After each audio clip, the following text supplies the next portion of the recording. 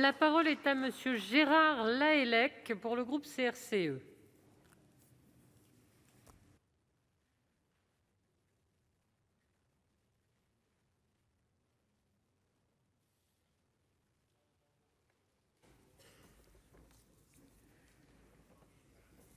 Madame la présidente, monsieur le ministre, chers collègues, la proposition de loi qui nous est soumise résulte donc d'une mission d'information de notre Assemblée et je voudrais à mon tour saluer ici l'engagement de Michel Vaspart, sénateur des Côtes-d'Armor et donc de Bretagne. Bretagne, petite région maritime, qui, avec ses 2700 km de côte, ses 3 ports d'État décentralisés, cherche aussi sa place dans ce vaste concert mondial et nourrit aussi quelques ambitions en matière de développement de ces petits ports. Le premier mérite de cette initiative, c'est d'affirmer que notre pays a besoin d'une grande ambition portuaire et maritime et que cette ambition appelle donc une grande ambition politique. Vous l'avez rappelé, monsieur le ministre, dont acte. Il n'est pas indifférent non plus que ce soit la représentation sénatoriale qui prenne les devants. Après tout, si la mission sénatoriale prend les devants, c'est parce que d'autres ne l'avaient pas fait avant.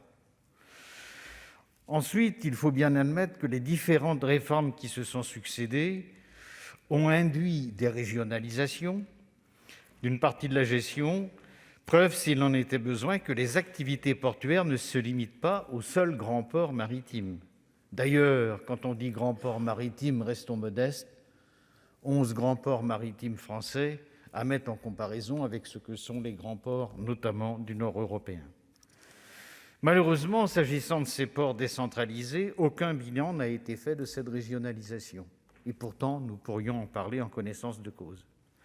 Il faudrait donc, pour aborder une loi, fixer un cadre plus global pour parler d'une stratégie de développement, de synergie entre ces ports, ce qui ne peut pas se faire sans un bilan préalable. Alors, le texte met bien en avant certaines orientations, notamment la nécessité d'investissements sur les liaisons entre les ports, leur hinterland et l'ensemble du territoire.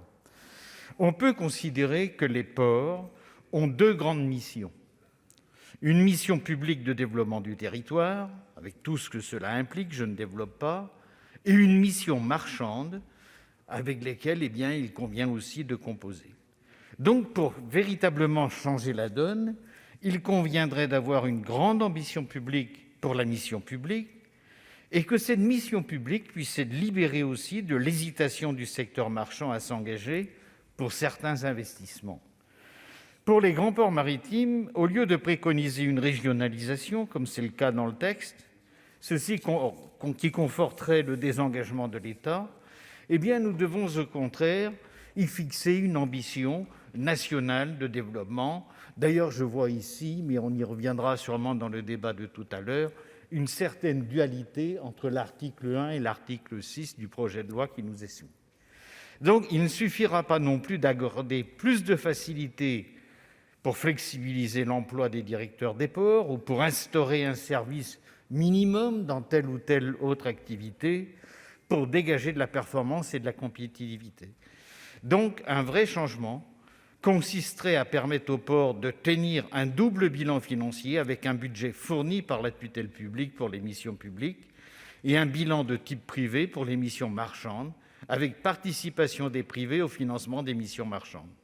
Il n'en est quand même pas beaucoup question dans ce texte. Enfin, on me rétorquera peut-être que les ports déjà décentralisés pourraient trouver leur place dans un projet construit exclusivement autour des GPM. Peut-être, mais je vous avouerai que ceci me trouble. En effet, par extension de ce même raisonnement appliqué aux politiques terrestres, on pourrait alors suggérer aussi que nos petits territoires n'auraient plus qu'à rechercher leur place dans les espaces configurés et laissés libres par les espaces métropolitains. Or, j'ai pu comprendre que ça n'était pas exactement le cas, en tout cas de notre Assemblée. Vous l'aurez compris, il nous sera donc très difficile de soutenir un projet de loi d'initiative parlementaire qui ne lèverait pas ces risques. Merci de votre attention.